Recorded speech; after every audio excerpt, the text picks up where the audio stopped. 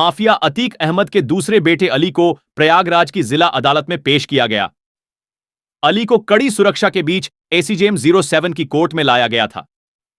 Police arms act, जानलेवा हमला और धोखाधड़ी के 3 मुकदमों की चार्जशीट दाखिल कर चुकी है।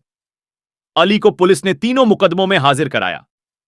सुनवाई करते हुए कोर्ट ने अली अहमद को डिस्चार्ज एप्लीकेशन दाखिल करने की मोहलत दी। मामले की अगली सुनवाई 21 मार्च को होगी। उमेश पाल और 2 सरकारी गनर हत्याकांड में अतीक अहमद के दोनों बेटे आरोपी बनाए जा चुके हैं। पुलिस ने उमर और अली की भूमिका को शूट आउट में अहम माना था। माफिया अतीक अहमद का दूसरा बेटा अदालत में पेश प्रयागराज। पुलिस ने दोनों बेटों की साजिश से जुड़े पुख्ता सबूत होने की जानकारी दी थी। माफिया अतीक अहमद के दोनों बेटे शूट आउट की साजिश में शामिल थे। लखनऊ जेल में बंद बड़े बेटे उमर को वारंट तामील कराया गया है। अतीक अहमद का दूसरा बेटा अली प्रयागराज की नैनी जेल में बंद है। पुलिस ने अली अहमद को भी वारंट तामील कराया है। 24 फरवरी 2023 को उमेश पाल और 2 सरकारी गनर का शूट आउट हुआ था। अली अहमद 3 मामलों में कड़ी सुरक्षा के बीच हाजिर। प्रयागराज पुलिस का कहना था कि सनसनीखेज शूट आउट की साजिश माफिया ब्रदर्स अतीक अहमद और अशरफ ने जेलों में रहते हुए रची थी। अतीक अहमद और अशरफ पिछले साल 15 अप्रैल को हुए हमले में मौत के घाट उतारे गए थे। अतीक अहमद के बेटे असद समेत 4 अपराधी पुलिस एनकाउंटर में मारे गए हैं। वारदात में शामिल कुछ अन्य लोग अभी फरार हैं। कई को जेल भेजा जा चुका है। उमेश पाल और 2 सरकारी गनर की हत्या पिछले साल 24 फरवरी को फिल्मी अंदाज में गोलियों से भूनकर कर दी गई थी। कोलकाता। तृणमूल कांग्रेस की चर्चित नेता महुआ मोइत्रा को लेकर बड़ी खबर सामने आ रही है।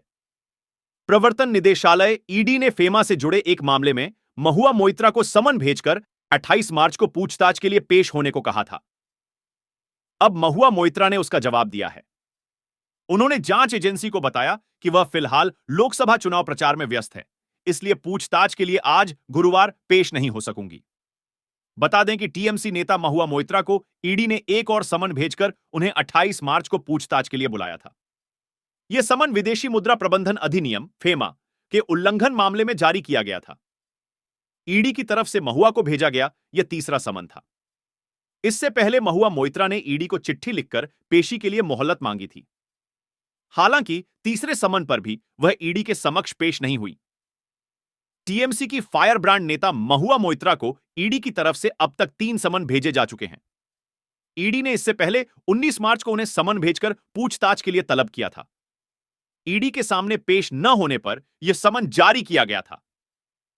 तब महुआ मोइत्रा ने ईडी को चिट्ठी लिखकर पेशी के लिए मोहल्लत मांगी थी। इसके बाद उन्हें फिर से समन जारी किया गया और 28 मार्च को पूछताछ के लिए पेश होने को कहा गया। अब महुआ मोइत्रा ने चुनाव प्रचार में व्यस्त होने का हवाला देते हुए पूछताछ के लिए पेश न होने की बात कही है। क्या है मामला? ईडी फेमा के प्रावधानों के तहत महुआ मोइत्रा का बयान दर्ज करना चाहती है। महुआ के खिलाफ एनआरआई खाते से जुड़े लेन देन की जांच की जा रही है। इसके अलावा विदेश में पैसे भेजने के कुछ अन्य मामलों की भी जांच की जा रही है। गौरतलब है कि बीजेपी सांसद निशिकांत दुबे ने महुआ पर कई आरोप लगाए थे। निशिकांत ने कहा था कि महुआ ने कारोबारी हीरानंदानी से महंगे गिफ्ट और पैसे लेकर अदानी समूह और प्रधानमंत्री मोदी को निशाना बनाने के लिए लोकसभा में सवाल पूछा था। महुआ का Hiranandani connection cash for query यानी पैसे लेकर सवाल पूछने के मामले में टीएमसी सांसद महुआ मोइत्रा को बड़ा झटका देते हुए बिजनेसमैन दर्शन हीरानंदानी सरकारी गवाह बन गए। हीरानंदानी ने कहा था कि उन्होंने अडानी ग्रुप के बारे में संसद में सवाल उठाने के लिए टीएमसी सांसद को पैसे दिए थे।